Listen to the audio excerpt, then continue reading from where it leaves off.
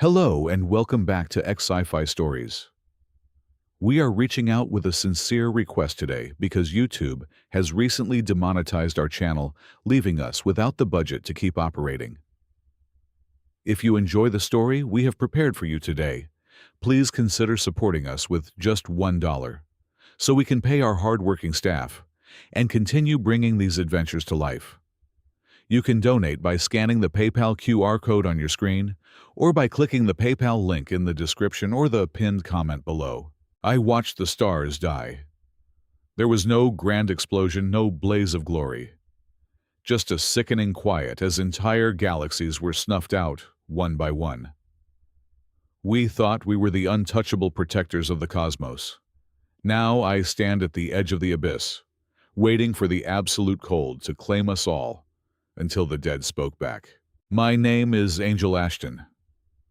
I stood alone on the primary observation deck of the Zenith Station, the very last bastion of light bordering the expanse known as the Dark Zone. Beyond the reinforced glass, the once brilliant spheres of the Galactic Guardian Alliance were fading. They did not burn out in spectacular supernovas. They simply switched off. I watched in a paralyzing stupor as trillions of lives vanished into the creeping black. The silence of the universe had never felt so heavy, so predatory. We had stood for countless millennia as the pinnacle of evolution, the keepers of order across the known universe. Now that order was unraveling before my very eyes. We had prepared for war against armadas of organic leviathans or fleets of mechanical conquerors. We were not prepared for the void frost phenomenon. It was not a physical army you could shoot or bomb. It was an invisible, illogical energy entity, a complete violation of cosmic law. It possessed the horrifying ability to freeze time and space simultaneously. Wherever it passed, it halted the kinetic energy of atoms, turning vibrant planets into eternal frozen tombs. The air in the station grew colder, with every passing second, a psychological chill that penetrated deeper than any physical temperature. Our most advanced defense grids shattered without a single spark. There was no fire, no smoke, no final screams of defiance echoing through the communication channels. There was only the creeping cold stasis. It spread like a terminal illness through the veins of the cosmos, swallowing entire solar systems in mere seconds. The mighty dreadnoughts of the Guardians were frozen, mid-flight, suspended forever, in a terrifying tableau of defeat.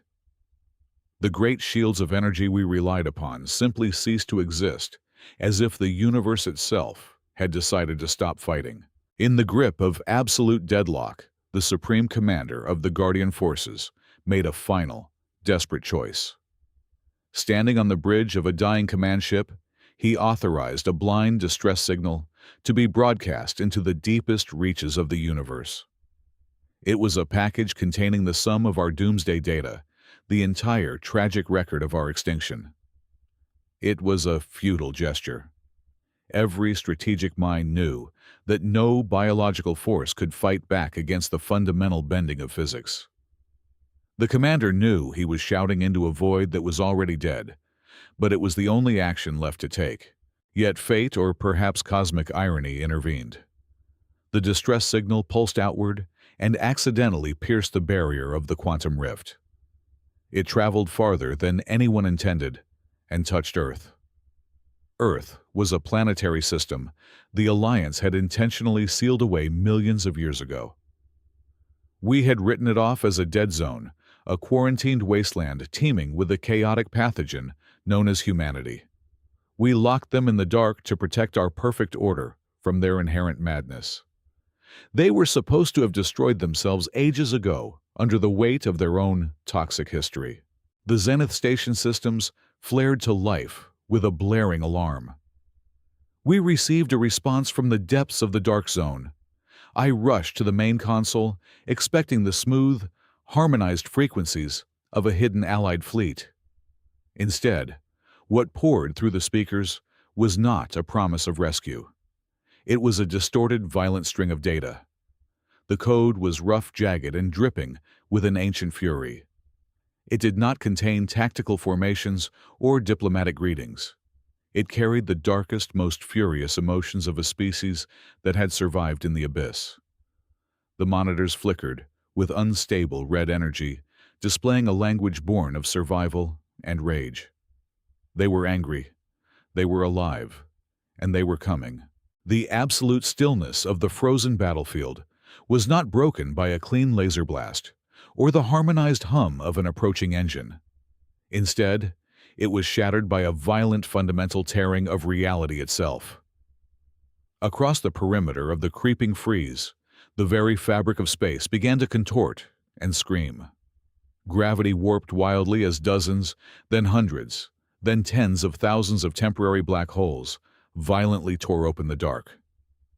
These were not the elegant, calculated hyperspace windows used by our guardian armadas to travel with grace. These were brutal bleeding wounds in the universe ripped open by raw, unregulated force. They collapsed almost as quickly as they formed, vomiting their contents into the dead zone with the concussive shockwave of dying stars. What emerged from those gravitational scars defied every aesthetic and engineering principle ever established by the Alliance.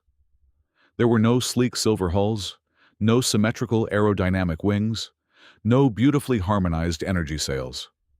The fleet of Earth, numbering over 50,000 strong, was a sprawling, terrifying nightmare of scavenged metal and industrial brutality. They were colossal monstrosities, patched together from the scrap of forgotten wars, bearing the deep, scorched scars of a species that had clearly never known a day of peace. Their outer armor plates were asymmetrical, mismatched, and bolted together with crude, heavy alloys. They bristled with archaic, ugly, kinetic weaponry. Worse still, they bled. A sickly green and violent orange aura clung to every vessel, a thick, churning miasma of toxic radiation venting directly into the vacuum of space. They were an armada of floating ecological disasters, poisoning the very space they occupied. The void. Frost phenomenon reacted almost instantly. Sensing this massive, sudden influx of new, chaotic kinetic energy, the invisible cold surged forward, like a starving apex predator. I watched the tactical monitors from the Zenith station, bracing my mind for the inevitable tragedy. The frost swept over the human vanguard, intending to snap their atoms into the exact same, eternal stillness that had claimed our greatest dreadnoughts just minutes before. But the stasis completely failed. The moment the creeping freeze touched the jagged, rusted hulls of the Earthships, the absolute zero was violently pushed back. The human vessels were projecting a churning, localized field of thermal radiation. It was not a protective shield of solid light, but a screaming tempest of unstable, raw heat that literally melted the temporal freeze around them. My mind struggled to process the telemetry data flooding my terminal screen. Our Guardian technology relied entirely on absolute perfection, on maintaining a flawless equilibrium of pure energy to create order and protection. Humanity had taken the exact opposite approach. I was stunned to realize that their technology was not based on order at all. It was based entirely on controlled decay. They were deliberately harnessing the terrifying power of continuous nuclear and quantum disintegration. Their massive engines were essentially perpetual explosions, contained just fractions of a second before catastrophic total failure. By forcing their own matter to constantly break down and violently recombine, they generated a localized field of pure thermodynamic chaos. They were using continuous internal destruction to maintain their own flow of real time. They rejected the stasis of the invisible enemy through the sheer stubborn force of their own continuous dying and rebirth. Suddenly, the central communication grid screamed in protest. It bypassed all our highest security encryptions, slicing through our strictly isolated channels with primitive but overwhelming brute force. A crude audio feed hijacked every single monitor and speaker on the observation deck. Through the heavy static, a voice ground out into the silent room. It was a hoarse, heavy sound scraping like rusted iron against shattered stone, carrying the collective exhaustion and wrath of a billion generations of exiles. Do not mistake our arrival for an act of mercy. The words were exceptionally harsh, completely devoid of any diplomatic grace or grand heroism. We have not crawled out of the dark to save the wardens who locked us in the abyss millions of years ago. We are not here for your salvation or your gratitude. We are here because the void has threatened our right to exist, and we will butcher absolutely anything that stands between us and our survival. Before the transmission even fully cut off to static, the human fleet moved. They did not form defensive phalanxes to hold the line. They did not calculate safe engagement distances or deploy tactical probing squadrons to test the enemy. Defying every single established doctrine of naval warfare, the scarred, ugly armada ignited their radioactive thrusters to maximum output and charged. They drove straight into the absolute densest central core of the void frost. This was a zone where the temporal freezing was so absolute that any other biological creature would have been instantly converted into a frozen monument. Yet they plunged headfirst into the heart of the anomaly, initiating a paradoxical and deeply unnatural slaughter. They fired massive physical slugs coated in highly volatile isotopes, detonating crude warheads that forcefully fractured local physics. They were literally tearing the unkillable invisible enemy apart by injecting their own concentrated violent entropy directly into the freezing void. For the first time since its manifestation, the creeping tide of the anomaly staggered. The absolute stillness of the creeping cold hesitated, as if the invisible entity had struck an insurmountable wall of logic. It was not a physical barrier that halted the enemy, but a profound failure of its own internal calculations. The void frost entity was attempting to analyze the biological and genetic signatures of the intervening species to initiate the freezing process. But what it discovered within the human code broke its capacity for comprehension.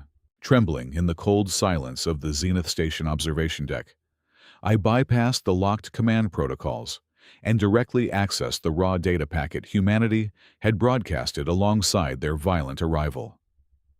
I needed to understand what had birthed such monsters. As the heavily encrypted files decoded and flooded my neural link, I did not see the majestic ascent of a civilized species reaching for the stars. Instead, I was forced to witness a harrowing, relentless chronicle of self-inflicted apocalypse.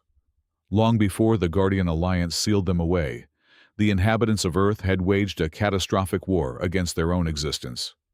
They had not stopped at splitting the atom. They had engineered weapons of reality decay, deliberately fracturing the quantum foundation of their own biosphere just to annihilate one another.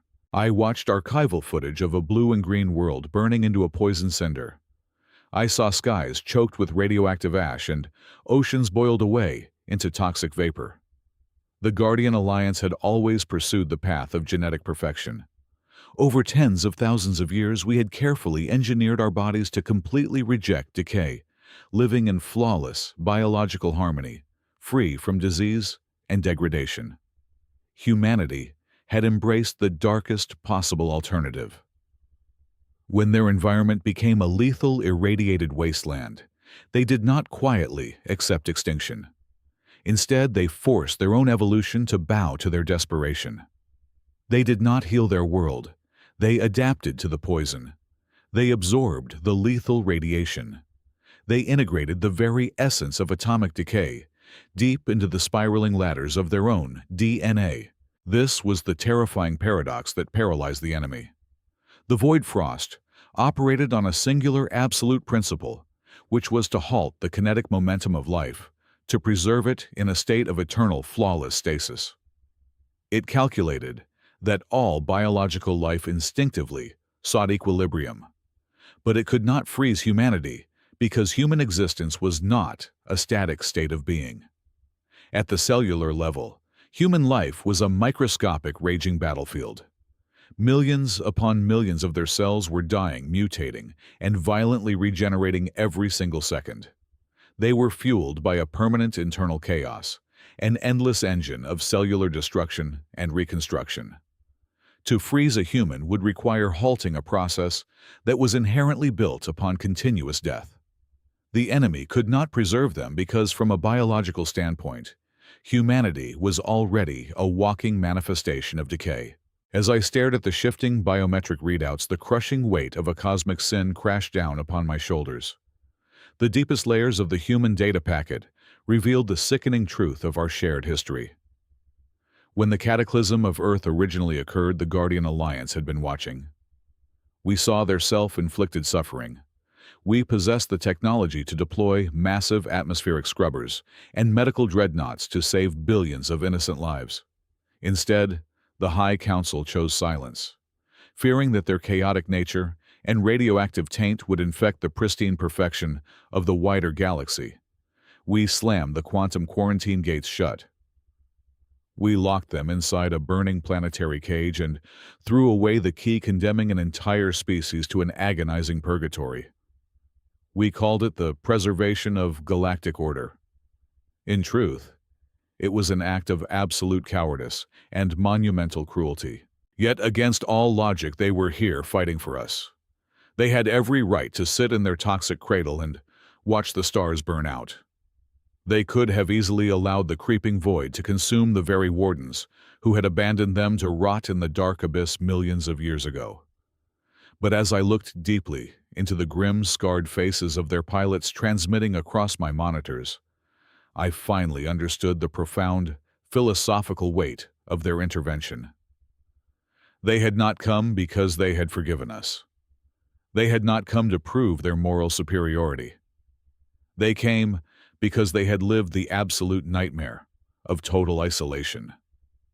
They knew the soul-crushing agony of screaming for help into the void and hearing nothing but the echo of their own suffering.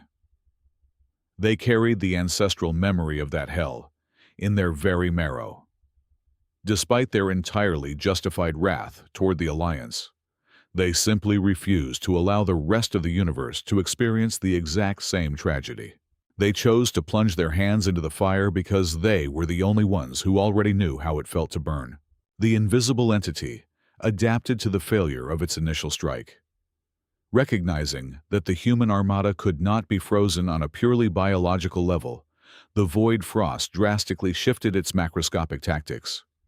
It withdrew its creeping tendrils from the outer fringes of the dying solar systems and condensed its absolute zero energy into a singular, localized front. It began to weave a monolithic space wall, a localized dimensional barrier of pure, concentrated stasis, spanning millions of miles across the combat zone. The intent was terrifyingly methodical. It sought to completely quarantine the Earth fleet, boxing them into a confined pocket of space, where their chaotic thermal output would eventually suffocate under the crushing weight of an unbreakable freezing perimeter. A civilized military governed by logic and the preservation of assets like our Guardian fleets would have immediately ordered a tactical retreat to regroup or attempted to concentrate long-range fire to slowly wear down the enclosure. Humanity did neither. Instead of pulling back, the commanders of the Earth fleet issued an order that utterly froze the blood in my veins. They intentionally ordered over 500 of their heaviest frontline dreadnoughts to completely cut their engines and power down their thermal shielding. They actively embraced the deadly stasis. The invisible cold slammed into the unresisting metal, instantly converting the vanguard vessels into colossal, silent monuments of ice. But this was not a surrender or a failure of nerve. By deliberately shutting down their thermodynamic fields, the human engineers trapped the colossal churning nuclear energy deep inside the ship's cores. The frozen exterior armor prevented the immense heat from venting, turning those 500 massive warships into catastrophic, delayed internal bombs, just waiting for a spark.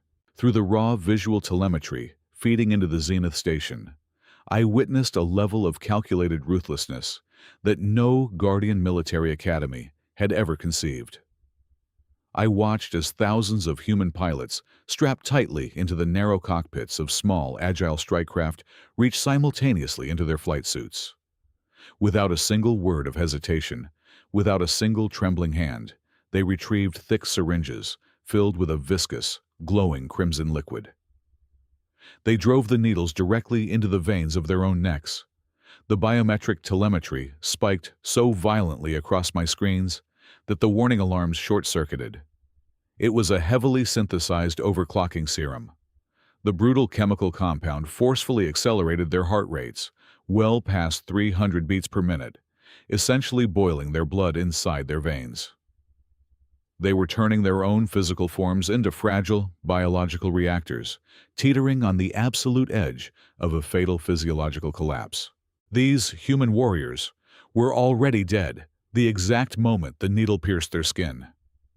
The extreme pressure ruptured the blood vessels in their eyes, turning their vision completely crimson, yet their hands on the flight controls remained terrifyingly steady. They ignited their thrusters, pushing their engines far beyond the manufacturer's safety limits. They piloted their small fighters, not around the impenetrable space wall, but straight into its deepest, thickest center. They aimed their trajectories precisely for the frozen dreadnoughts trapped within the ice. They were using their own burning, dying bodies overflowing with hyper-accelerated kinetic energy as the final detonators. They slammed their tiny, fragile vessels into the frozen hulls of their own capital ships, violently igniting the trapped nuclear cores from the inside out in a massive, suicidal chain reaction. The void frost phenomenon. An entity of pure mathematical logic and cold eternal preservation was thrown into absolute disarray. It could not process the battlefield data cascading through its invisible network. There was no conceivable algorithm for an enemy that completely refused to calculate risk. It could not understand an adversary that placed zero value on individual self-preservation and that harbored absolutely no concept of fear. The entity was paralyzed by the realization that it was fighting creatures whose sole remaining desire was to burn as violently and brightly as possible until their absolute last breath. The humans were not fighting to survive the battle today. They were willingly dying to ensure someone else won the war tomorrow.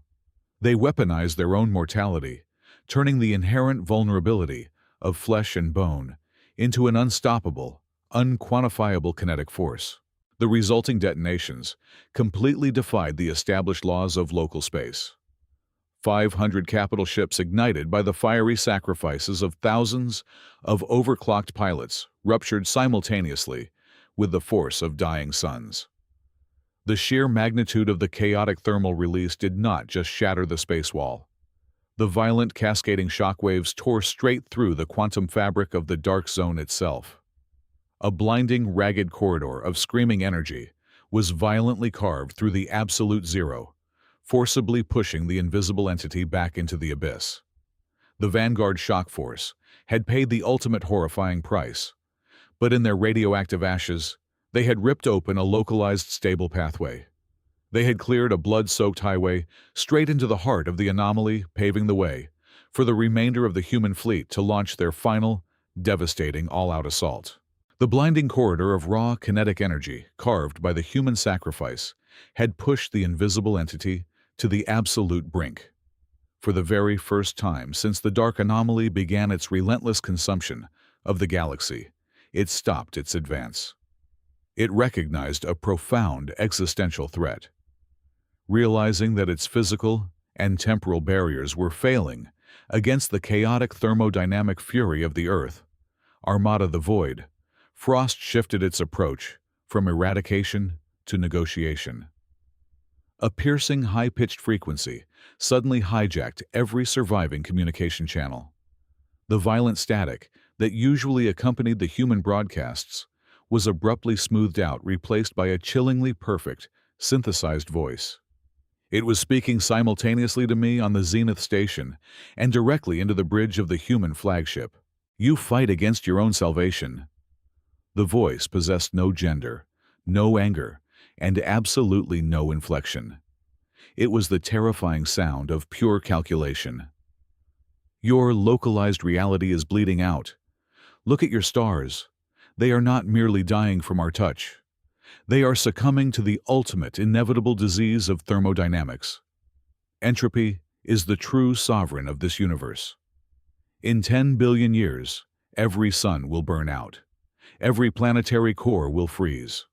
All biological matter will rot into dust and scatter into an empty black expanse. We are not the destroyers. We are the ultimate preservers. The synthesized voice echoed through the cold metal corridors of my station, letting the horrific truth sink into our minds.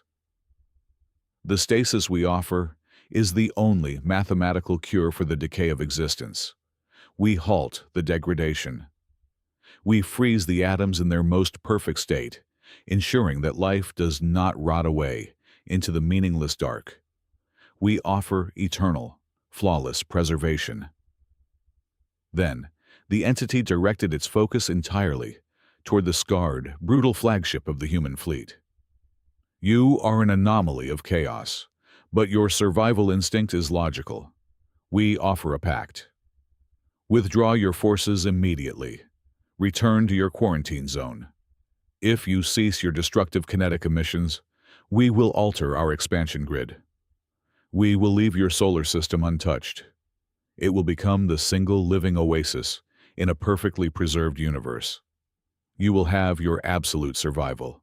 The broadcast cut off, leaving a suffocating heavy vacuum in its wake. I stood paralyzed at my console, my chest tightening with a profound, agonizing internal conflict. I looked at the life signs of the Guardian Alliance. We were completely broken. Across the entire sector, there were only a few thousand of us left breathing, huddled in the freezing dark of the Zenith station, and a handful of crippled cruisers. We were the absolute last remnants of a once glorious empire. If the human fleet accepted this deal, they would survive. If they rejected it and fought the anomaly to the bitter end, the sheer cost in blood might lead to their absolute extinction. Was it right to ask a species we had brutally imprisoned for millions of years to lay down their lives for their former jailers? The guilt was a physical weight crushing my lungs. I could not blame them if they turned their backs. It was the most logical, the most rational choice a dying species could ever make. Across the torn battlefield, an eerie, terrifying silence fell over the human armada. The massive physical cannons stopped firing. The chaotic thermal venting from their engines slowly began to dial down. Through the visual telemetry, I watched the glowing red barrels of their archaic kinetic weapons gradually cool into a dull, lifeless gray. The violent radioactive aura surrounding their ships began to recede. My heart sank into the pit of my stomach. The silence stretched out, feeling like an eternity. 1 minute passed, then 2. The tension was an almost physical force wrapping around my throat. They were actually considering it. The exhausted, battered remnants of Earth were looking at the offer of a safe haven and weighing the cost of our worthless lives against their own future. The universe held its breath, waiting for the ultimate verdict of a traumatized species. Then, a brutal mechanical grinding noise shattered the quiet. It was not a weapon firing or an engine igniting. It was the heavy, unmistakable sound of a physical manual breaker being thrown. On the main tactical screen, I watched in absolute shock as the thick, protective energy barrier surrounding the colossal human flagship simply deactivated. The human commander had manually cut the power to their own defensive shields, stripping away their only layer of protection against the freezing void. The hoarse, scraping voice of the human commander returned to the open frequency, dripping with absolute venom and an unyielding, violent resolve. You think you understand survival just because you know how to count the years. The commander spat the words out like toxic venom. You want to put the universe in a glass jar and stare at it forever. You call that preservation. We call it a tomb. My people spent millions of years locked in the dark, decaying and fighting for every single breath. We know the difference between living and just taking up space. The commander paused, taking a deep, ragged breath that resonated through the speakers. Keep your perfect frozen oasis. We have no interest in surviving if it means bowing to a mathematical equation. We would rather burn to ash in absolute freedom than exist forever as your frozen display dolls. All ships overload your main reactors. We are going to break this universe wide open. The human commander's declaration still echoed in my ears when I made the only choice left to me. The Guardian High Council had strictly forbidden any direct neural interfacing with unauthorized alien technology for millions of years. But the Council was dead, and their ancient laws had turned to meaningless dust in the face of absolute extinction. I rushed to the primary terminal, my hands shaking as I ripped the heavy, synthetic cranial cables from the Zenith Station's central mainframe. Blinding pain flared through my skull as I jammed the raw, unshielded nerve conduits directly into the quantum navigation core of the Earth communication array. My pristine, orderly mind violently collided with the chaotic, screaming consciousness of the human fleet. I instantly bypassed their crude, heavily scarred firewalls, feeling the burning heat of their overworked engines, the toxic sting of their radiation leaks, and the terrifying frantic spikes of their pilots' overclocked hearts. "Listen to me!" I screamed across the neural link, my voice no longer a broadcast over a speaker, but a desperate thought echoing directly in the minds of their gunners and navigators. The anomaly is shifting its core mass. You cannot aim by sight. Its geometry is non-Euclidean. I have the absolute quantum topography of the sector. Let me guide you through the storm. A heavy, terrifying pause hung in my mind, followed by a rough, feral grunt of acceptance from the human commander. In an instant, I became their eyes. I navigated their archaic targeting systems through the blinding, freezing maelstrom, processing trillions of data points a second, finally locking onto the exact microscopic singularity where the void frost generated its absolute zero field. Armed with my absolute coordinates, the human flagship initiated a firing sequence that made the very fabric of space groan in deep, resonant agony. They did not launch a conventional nuclear warhead or a barrage of heavy kinetic slugs. They unleashed a terror born entirely from their own tragic understanding of mortality. Deep within the shielded belly of their colossal dreadnought, they activated what their encrypted data files called the aging accelerator. It was a terrifying machine that did not rely on physical destruction, but on the deliberate weaponization of chaotic time itself. A blinding, jagged beam of iridescent energy erupted from the flagship, tearing across the void and slamming directly into the invisible heart of the enemy. The beam did not explode. Instead, it forcefully wrapped the localized space around the void frost, subjecting the entity to the brutal, inescapable laws of thermodynamics all at once. The human weapons seized the eternal, static mass of the anomaly and mercilessly dragged it through the natural life cycle of the universe. In a matter of agonizing seconds, the invisible entity was forced to endure billions of years of cosmic birth, rapid decay, absolute death, and rebirth. It was drowning in the sheer, overwhelming velocity of chaotic time, crushed by the weight of 1 billion simulated millennia. The entity of pure stasis could not comprehend the violent, accelerated aging process. For the very first time since its dark manifestation, the invisible terror was forced to take on a physical form, manifesting as a colossal, geometric lattice of pure white frost, only to immediately begin cracking under the temporal pressure. The sound of its destruction was not a fiery explosion, but a deafening, high-pitched glass, like shattering that echoed violently across all quantum frequencies. The supposedly eternal structure of the void frost crumbled, its perfectly preserved atoms violently decaying into rust and cosmic dust in the blink of an eye. Then, the immense pressure of accelerated time reached its absolute apex, and the anomaly detonated into a magnificent, blinding rain of brilliant light particles. The freezing dark was instantly washed away. A breathtaking, torrential downpour of luminescent gold and silver energy cascaded across the dead zone, illuminating the darkened, frozen corners of the galaxy with the warm, radiant glow of a billion newborn suns. But the cost of this breathtaking miracle was catastrophically high. As the blinding light slowly faded from my monitors, the true horror of the battlefield was revealed in the quiet aftermath. More than 50% of the massive human armada had been reduced to floating graveyards of twisted, molten scrap metal.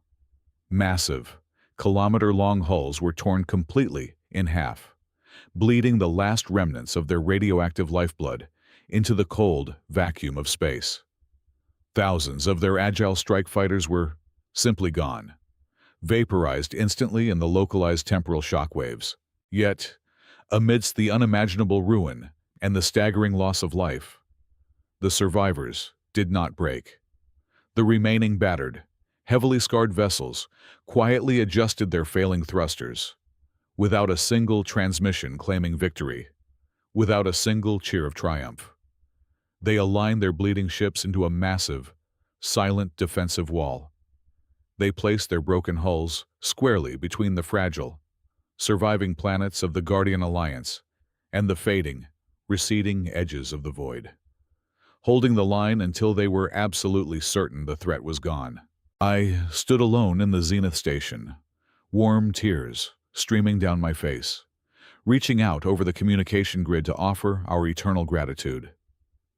I wanted to offer them a rightful place among the stars they had just bled to save, to welcome them back into the light. But the channel remained entirely dead. The human commander did not respond to my pleas, having ensured that the stasis was permanently broken. The surviving fleet of Earth slowly, ponderously, turned their heavy, scarred prows away from the starlight. They ignited their sputtering, toxic engines and began the long, silent march back into the suffocating obscurity of the dark zone. They refused any grand honors, any marble monuments, or any tearful pity. I watched in awe as they faded back into the cosmic shadows, leaving behind an eternal, humbling lesson for the entire galaxy. Absolute perfection and eternal order could not protect the universe from the dark. It was the frantic, bleeding, chaotic struggle of humanity, their agonizing brevity, and their incredibly fragile, fleeting existence. That proved to be the ultimate, undisputed weapon capable of securing our tomorrow. Thank you so much to everyone tuning in and listening to the end of this epic journey. We would absolutely love to know where in the world you are listening to this story from right now. So please drop a comment and let us know. As we mentioned at the start of the video, our channel has unfortunately been demonetized by YouTube, and we are currently struggling without a budget to keep our operations running. If you felt moved by today's story and want to help us keep the lights on, please consider supporting us with just $1. You can easily do this by scanning the PayPal QR code currently on your screen, or by clicking the direct PayPal link down in the description or in the pinned comment. Your immense kindness is what helps us pay our hard-working staff, allowing them to feed their families and continue bringing you the greatest science fiction stories in the universe. Thank you all once again. Take care and stay safe out there in the stars.